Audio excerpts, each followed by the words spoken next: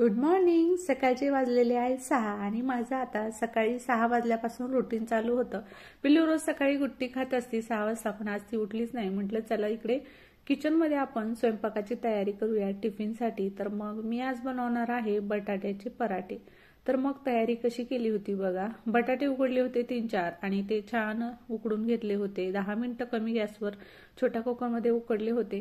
तर मस्त असा बटाट्याचा कलर पांढरा शुभ्र होता. छान अशी चटणी झालती बरं का. तर त्यासाठी मी घेतलेली कोथिंबीर हिरवीगार चिरून, कढीपत्ता, हिरवी मिरची, अद्रक आणि लसूण जिरे खलबत्त्यात ठेचून त्याची पेस्ट बनवलेली आहे. ही बघा आबडधोबड. तुम्ही मिक्सरला सुद्धा फिरवून घेऊ शकता. आता लाल तिखट टाकायचं की हिरवी मिरची हे तुमच्यावर डिपेंड आहे. मी दोन्ही सुद्धा टाकते. तर इकडे आता पराठेसाठी तयारी झालेली आहे. म्हटलं जेवढी तयारी होईल सकाळी सकाळी तेवढी करून घ्यावी आणि नंतर ती उठली की तिला गुट्टी द्यायची होती. आणि इकडे पीठ सुद्धा मळून घेतलेलं आहे.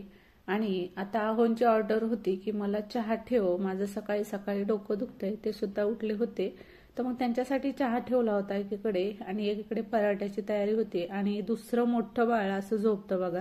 तो रात्रभर कसाही झोपतो. आम्हाला चौघांना एका बेडवर जागा पुरत नाही, म्हणून ते दोघं हॉलमध्ये झोपतात आणि आम्ही दोघी बेडरूम मध्ये झोपत असतात.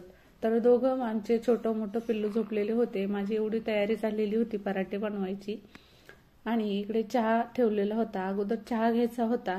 चहा घेतला की बघा कसं फ्रेश होतं आणि पटकन मग असा झटपट स्वयंपाक होतो. तर चहा मी सगळ्यात अगोदर घेत असते स्वयंपाकाच्या. पण आज तिची गुट्टी राहिली होती द्यायची, त्यामुळे स्वयंपाकाची एवढी तयारी करून घेतली होती. एवढी जरी तयारी झालं आणि लहान बाळ असलं तर खूप बरं वाटतं बरं का मनाला.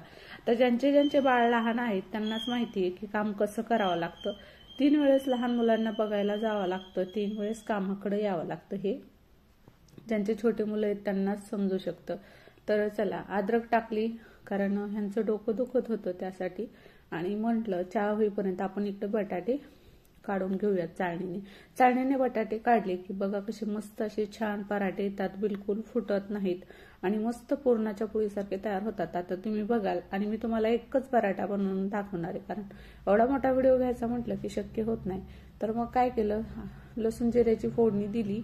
त्यानंतर त्यामध्ये काढलेलं वाटण टाकलं, हिरव्या मिरची, अद्रक आणि लसणाचं. आणि मग असे बटाटे मॅश केलेले टाकून घेतले. हिरवीगार कोथिंबीर टाकली, त्यामध्ये थोडीशी चटणी सुद्धा टाकली होती आणि थोडासा गरम मसाला सुद्धा टाकला होता. आता याला आबडधोबड परतून घ्यायचं, असं शिजवायचं वगैरे काही नसतं. मसाला मिक्स झाला की आपली चटणी तयार होते. तर यामध्ये मी हळद टाकलेली नाही बरं का, कारण मला आवडते, कधी नाही आवडत. म्हटलं चला अशीच बनवूयात. तर मग तुम्हाला आवडत असेल तर टाका आणि तुम्ही कसे बनवतात आणि माझी पद्धत कसली आहे हे नक्की मला कमेंटमध्ये सांगा, कारण बऱ्याच जणांच्या वेगवेगळ्या पद्धती असतात. तर मी या पद्धतीने बनवत असते. अशी चटणी बनवून घेतली की पराठे बिलकुल फुटत नाही. त्यामुळे तुम्ही सुद्धा अशी एकदा चटणी बनवून बघा. म्हणजे चाळणीने बटाटे गाळा आणि मग नंतर चटणी बनवा. तर चला चहाचा टाइम झाला, चहा ओतला आणि अहो मला थँक्यू म्हणत होते. एवढं बरं वाटलं. त्यांना वाटलं स्वयंपाक सोडून मला आज लवकर चहा बनवून दिला. तर चला चहा झाला आमचा दोघांचा घेऊन आणि मग सोबत आम्ही चहा घेतो बरं का. सोबत चहा झाला की मनाला कसं बरं वाटतं. आणि हे जर चहा घ्यायला नसले तर मला काय आहे की चहा घ्यायला नकोसं वाटतं आणि वेगळंच वाटतं एकटीने चहा घ्यायला लागल्यावर. तर मग इकडे पराठे बनवायला घेतले आणि तिकडे परत पिल्लूसाठी चहा ठेवलेला आहे. तर चहा म्हणजे त्याला कमी पत्ती टाकून दूधच बनवून देत असते. अगदी थोडासा कलर चेंज करायचा दुधाचा, असा त्याला बनवत असते. तर त्याच्यासाठी साखर न वापरता मी गुळ वापरत असते, कारण लहान मुलांना गोड खाण्याची सवय जास्त असते आणि याला तर जास्तच आहे, कारण इतर गोष्टी खूप गोड खाण्यात येतात. मला वाटतं शक्य होईल तेवढ्या गोष्टी टाळाव्यात, म्हणून मग मी त्याच्या दुधामध्ये गुळ टाकत असते. तर आता चला पराठा लाटून झालेला आहे. आता बघा तुम्ही किती मस्त छान लुसलुशीत असा टम्म फुगलेला पराठा बटाट्याचा तयार करून त्याच्या टिफिनसाठी देणार आहे. आणि यांचा टिफिन आज दुपारी जाणार आहे, कारण त्यांना गरम गरम असे बटाट्याचे पराठे आवडतात आणि एखाद्या वेळेस नेतात सुद्धा. पण आज म्हटले दुपारी येणारच आहे मी, तुझ्यासाठी सरप्राईज आहे. तर मग ते सरप्राईज काय आहे तुम्हाला उद्या नक्की व्लॉग्स येईल किंवा परवा येईल.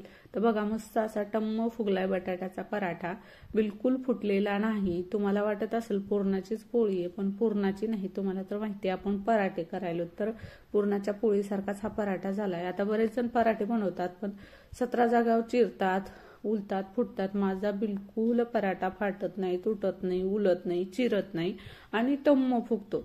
तर असेच पराठे मी बनवत असते. तर पराठा छान झाला की नाही नक्की कमेंटमध्ये सांगा.